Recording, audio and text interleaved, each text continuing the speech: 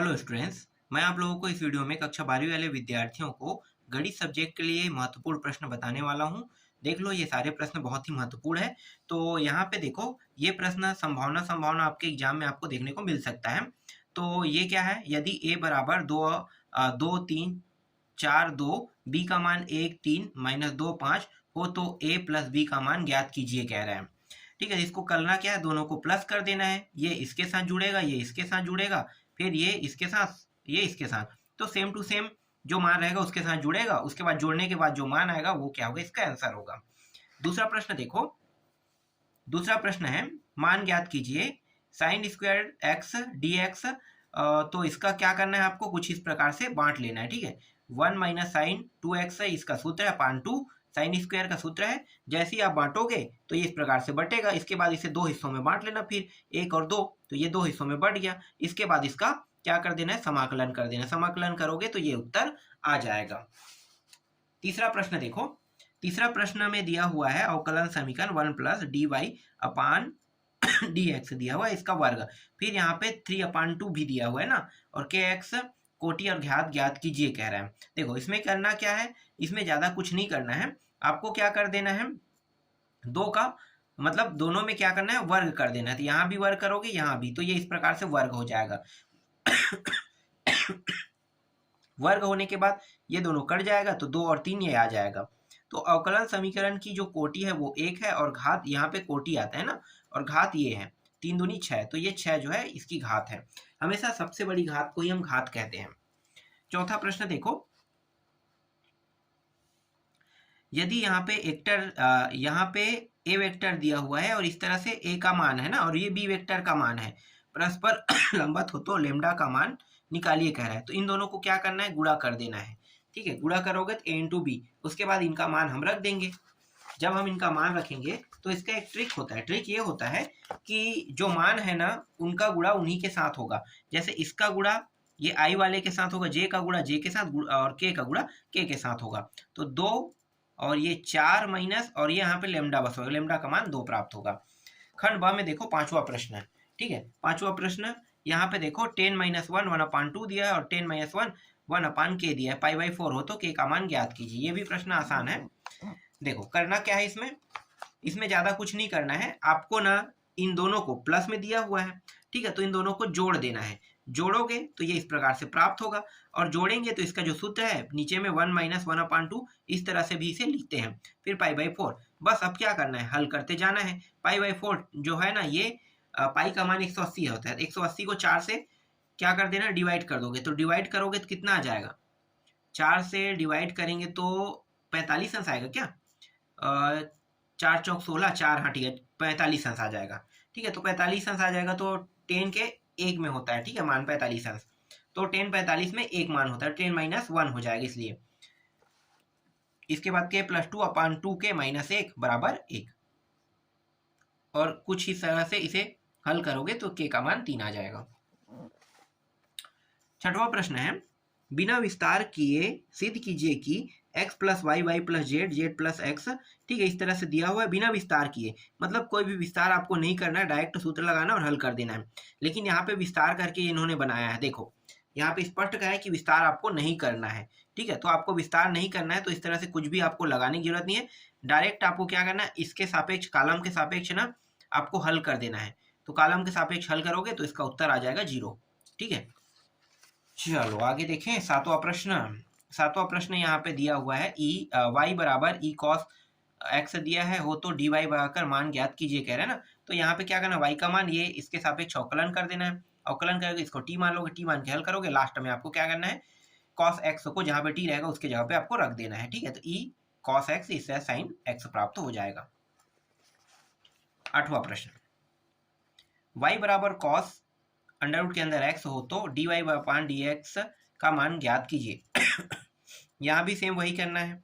ठीक है, इसको आपको क्या मान देना है, इसको कुछ मानना है, करनी x को, तो करनी x को t मान लेना, t मान के हल करोगे तो उत्तर आ जाएगा। चलो आगे दिखाता हूँ। इसके बाद देखो, ये साइन है 10 - 1x/1 + x square D x का मान ज्ञात कीजिए।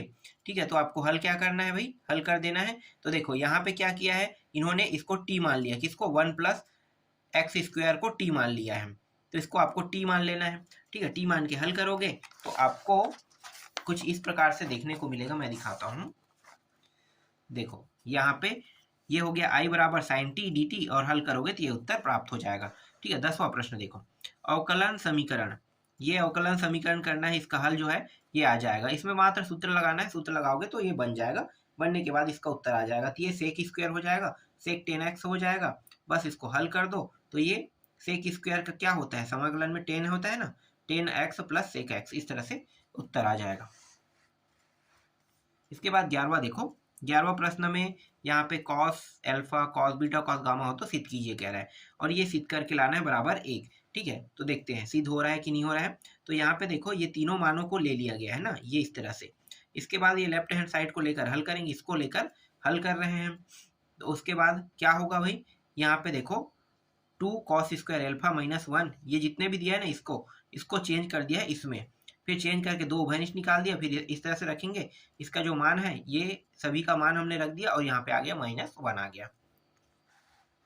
इसके बाद देखो यहाँ पे है 12वां प्रश्न, ये पी ए दिया है बराबर 0.8, पी बी बराबर 0.6 तथा पी ए इंटरसेक्शन बी बराबर 0.5 हो तो पी बी अपान ए का मान ज्ञात कीजिए। तो यहाँ पे आप देख सकते हो सबका मान यहाँ पे रख दिया गया, बस क्या करना है, इन दोनों को, ये दोनों को क्या कर देना है, भाग दे देना, भाग दोगे तो उत्तर आ जाएगा। ठीक है, ये एक सेकंड, पी ए है ना, हाँ बस मान रख दो, मान रखने के बाद भाग दोगे तो उत्तर आ जाएगा। ठीक है, 13वां प्रश्न देखो, 13वां प्रश्न ये रहा। ठीक है, इसका उत्तर मैं आपको दिखा देता हूँ, सबका तो बताना थोड़ा सा समय ज़्यादा लगेगा, तो देख लो, ये रहा। ठीक है, अब इसमें अथवा प्रश्न भी दिया हुआ है, ये रहा इसका अथवा प्रश्न। ये देख लो, एफ एक्स बराबर 4 + 3 द्वारा प्रदत्त फलन एफ अनुपात आर वेक्टर आर पर विचार कीजिए कि सिद्ध कीजिए कि एफ अनुक्रमानुपाती है, एफ का प्रतिलोम फलन ज्ञात कीजिए कह रहा है। ठीक है, प्रतिलोम फलन ज्ञात करना है, तो देख सकते हो यहाँ पे हमें सिद्ध करना है व्युत्क्रमानुपाती एफ एकांकी है, माना कि इस तरह से ये पूरा एफ वाला हो गया। ठीक है, और ये कुछ इस तरह से इसके कुछ हल है यहाँ तक के, और ये सभी प्रश्न 4 नंबर के है ना, 3 नंबर का नहीं। अथवा आपको देखने को मिल रहा है, इसका मतलब 4 नंबर के, और 4 नंबर के प्रश्नों का उत्तर बहुत बड़ा बड़ा होता है। देख लो, ये यहाँ से यहाँ तक ऐसा लग रहा है कि जैसे कि कॉलेज का एग्जाम दिला रहे हैं। कॉलेज के एग्जाम में भी सेम इसी तरह से प्रश्न आए हुए थे। जब मैं कॉलेज के एग्जाम दिला रहा था तो बहुत मतलब बड़े बड़े प्रश्न लिखना पड़ता था 5 नंबर के लिए, और ये तो 4 नंबर है ना, तो 4 नंबर और 5 नंबर में 1 अंक का डिफरेंस होता है, बाकी उत्तर तो आपको उतना ही लिखना है। देखो ये ऐसे प्रश्न छोटे रहते हैं, इसको ज़्यादा हल नहीं करना पड़ता है, बस यहाँ पे सूत्र लगा दो, यहाँ पे माइनस लगे, मतलब यहाँ पे क्या लग जाएगा, प्लस, जस्ट अपोजिट होता है सूत्र में। उसके बाद हल करोगे तो ये आपका उत्तर आ जाएगा भाई, π/4 मतलब 45 अंश आ जाएगा। π/4 का मतलब कितना होता है, 45 अंश ना। देखो अथवा प्रश्न, अगर वो समझ में ना आए तो अथवा को भी बना सकते हो, सरल रूप में लिखिए कह रहा है। ठीक है, दिखाता हूँ इसका उत्तर, ये रहा, कुछ इस प्रकार से आपको हल करना है, और इसका कुछ हिस्सा ये रहा। ठीक है, इसके बाद 15 देखो, 15 प्रश्न तो और सरल है, मतलब कुछ प्रश्न बहुत सरल है, कुछ प्रश्न बहुत टफ है ना, तो सरल प्रश्नों को देख लेते हैं। तो ये सरल प्रश्न है, सरल प्रश्न तो बन ही जाएंगे, और हर प्रश्न में अथवा नहीं दिया है, सिर्फ इसमें 4 प्रश्न ऐसे हैं जिसमें अथवा दिया है। ठीक है, यहाँ पे देखो ये प्रश्न का सॉल्यूशन है। मेरे हिसाब से इसका सॉल्यूशन जो है ना, अपने शब्दों में आपको करना है, मतलब अपने तरीके से करना है। 1-2 बार प्रैक्टिस कर लेना, समझ में आ जाएगा। सारे प्रश्नों को प्रैक्टिस करने की जरूरत नहीं है, जो इम्पोर्टेंट है उन्हीं बस को आपको क्या करना है, देखना है। तो देख लो यहाँ तक, और ये उत्तर ये प्राप्त हो जाएगा अंत में। इसके बाद देखो 16वां प्रश्न, ये रहा 16वां, के मान ज्ञात कीजिए कह रहा है, के एक्स स्क्वायर। और ये प्रश्न मुझे बहुत इंटरेस्टिंग लगता है और बहुत अच्छा भी लगता है, क्योंकि एक्स से बड़ा और बराबर 2 है कह रहा है, फिर 3 से 3 जो है, मतलब एक्स बड़ा है किससे, 2 से कह रहा है। ठीक है, एक्स का मान कितना रखना है, 3 रखना है, और यहाँ पे एक्स का मान कितना रखोगे, एक्स का वर्ग रखोगे। तो ऐसे प्रश्न बहुत इजी होता है, बहुत इजी। देखो ये इस तरह से, ठीक है, फिर आगे यहाँ पे, और ये यहाँ तक के। चलो 17वां प्रश्न देखते हैं। 17वां प्रश्न देखो, ये रहा 17वां प्रश्न। एक घन का आयतन 9 सेंटीमीटर त्रिघात है, 3 घात है मतलब, और समीकरण की दर से बढ़ रहा है यदि इसके कोर की लंबाई 10 सेंटीमीटर, तो इसके पृष्ठ का क्षेत्रफल किस दर से बढ़ रहा है, ये बताना है। तो ये देख सकते हो, ठीक है। थोड़ा सा आपको पढ़ना पड़ेगा इसमें, और ज़्यादा कुछ नहीं है। और ये रहा इसका अगला, मतलब यहाँ तक के उत्तर, ठीक है। इसके बाद देखो इसमें अथवा भी दिया हुआ है। ऐसे दो धन संख्याएं x और y ज्ञात कीजिए जो x प्लस वाई बराबर 60 और x y 3 घात उच्चतम हो, ठीक है। तो इसका उत्तर दिखाता हूँ मैं आपको पूरा। यहाँ तक हो गया, चलो यहाँ तक देख लो, ये रहा, थोड़ा सा और है, ये यहाँ तक के है, ठीक। 18वां प्रश्न देखो। 18वां प्रश्न में यहाँ पे देखो ये दिया हुआ है, dx का मान ज्ञात कीजिए, ठीक है। चलो अब देखते हैं इसका सॉल्यूशन, ठीक है। सॉल्यूशन देखो, ये ज़्यादा बड़ा नहीं है, छोटा है इसका सॉल्यूशन। यहाँ से यहाँ, यहाँ से यहाँ, 4 पद में ये हो गया। 4 पद के बाद थोड़ा सा यहाँ पे दिमाग लगाना है, यहाँ पे स्टेप चेंज हुआ है, स्टेप चेंज हुआ है, यहाँ पे दिमाग लगाओ, इसके बाद हल करोगे तो ये आ जाएगा। रटने का एक से सबसे अच्छा तरीका ये है कि जहाँ पे स्टेप चेंज होता है ना वहीं पे रट लो, तो प्रश्न सारे बन जाते हैं। और ये इस तरह से दिया हुआ है, ठीक है। ये 19वां प्रश्न है, और दिखाता हूँ इसका पूरा सॉल्यूशन। ये रहा प्रश्न, देख के आप लोग सॉल्व करने की कोशिश करना, क्योंकि ये आप लोगों के लिए बहुत इंपॉर्टेंट है, ठीक है। ये 20वां प्रश्न देखो, 20वां प्रश्न ये रहा। इसका हल छोटा है, बहुत आसानी से आ जाएगा, सिद्ध भी करना है, बता दिया है ना। इसके बाद 21वां प्रश्न देखो, समांतर चतुर्भुज क्षेत्रफल ज्ञात कीजिए कह रहे हैं। कुछ इस प्रकार से ए और बी यहाँ पे दिया हुआ है, आपको इस तरह से करना है, ऐसे बना देना है। बनाने के बाद बस क्या करना है, आपको हल कर देना है, जैसे कि यहाँ पे किया है। देखो ये रहा, हल हुआ है, तो आ गया 42 वर्ग इकाई आ गया ना, अंडर रूट के अंदर में है। और 22वां प्रश्न देखो, ये रहा 22वां प्रश्न। दो घनाकार पासे के साथ साथ उछाले जाते हैं, तो पहले पासे पर विषम संख्या अथवा योग 9 आने की प्रायिकता ज्ञात कीजिए कह रहा है, ठीक है। विषम संख्या में 9 आने की प्रायिकता, तो यहाँ पे आपको कुछ इस प्रकार से बताना है। 36 होता है, ठीक है, मतलब एक पासे में, दो पासे का उपयोग करेंगे, तो दोनों पासे को अधिकतम एक पासा 6 बार और दूसरा पासा भी 6 बार, तो अधिकतम 36 बार आ सकता है ना। तो 36 बार आ सकता है। देखो विषम आने की संभावना कह रहे हैं, तो विषम के हिसाब से इन्होंने उठाया है पूरा उत्तर को, तो ये कुछ इस प्रकार से इसका उत्तर रहेगा, तो 5/9 हो जाएगा। 23वां देखो, 23वां प्रश्न में यहाँ भी पासे संबंधित है, ठीक है। 3 बार उछालने पर द्विकों की संख्या का प्रायिकता बटन ज्ञात कीजिए कह रहे ये। और इसके अलावा देखो ये यहाँ से यहाँ तक, ठीक है, यहाँ तक हो गया, ठीक है। और थोड़ा सा और है यहाँ तक के, ठीक है। अब इसके बाद 24वां प्रश्न दिखाता हूँ। 24वां प्रश्न ये रहा, ठीक है। इसमें व्युत्क्रम ज्ञात करना है ना, और व्युत्क्रम ज्ञात करना है, तो देखो इसका उत्तर कैसे होगा। ये आसान प्रश्न है, ये सबसे आसान प्रश्न मैं मानता हूँ। ऐसे A1 A2 A3, मतलब A1 A2, ठीक है, 1 2 1 3, ऐसे 21 22 23 31 32 33, ठीक है, इस तरह से। और अंत में क्या है देखो, एट जे ए दिया हुआ है, ठीक है। तो इसको क्या, इसको हल करना है, तो पहले इनके जो मान है उनको यहाँ पे हम लिखेंगे, उसके बाद ये हल हो जाएगा, जैसे कि यहाँ पे बताया गया है, देख लो, ये रहा, ठीक है। इसके बाद देखो 25वां प्रश्न। 25वां प्रश्न में यहाँ पे सिद्ध कीजिए कह रहा है, मतलब y का मान इस प्रकार से दिया है, ऐसा है, तो इसका अवकलन कर दोगे, अवकलन करोगे तो उत्तर आ जाएगा, ठीक है। अवकलन बस करना है और कुछ नहीं। इसके बाद देखो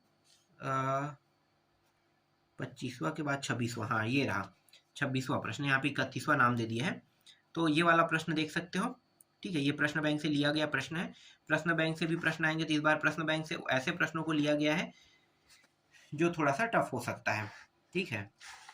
ये रहा पूरा सॉल्यूशन। ऐसे सॉल्यूशन दिखाने की जरूरत तो नहीं है, क्योंकि ये सारे के सारे प्रश्न इंपॉर्टेंट है।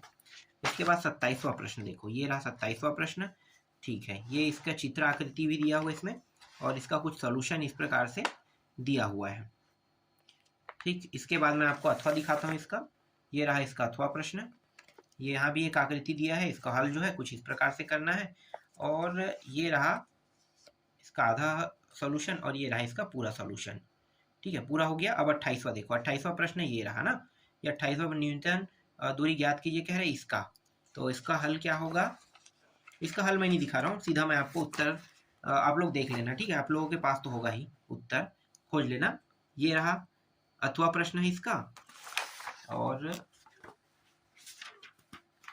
ये रहा 29वां प्रश्न, और यही क्या है, आखिरी प्रश्न है, 29वां प्रश्न। तो 29 तक के प्रश्न आपको आपके एग्जाम में आपको देखने को मिलेगा, इस जिसमें से कुछ प्रश्न में भी मतलब कुछ प्रश्न में ही अथवा रहेगा। तो इस तरह से मैंने कुछ आपको महत्वपूर्ण प्रश्न बता दिया।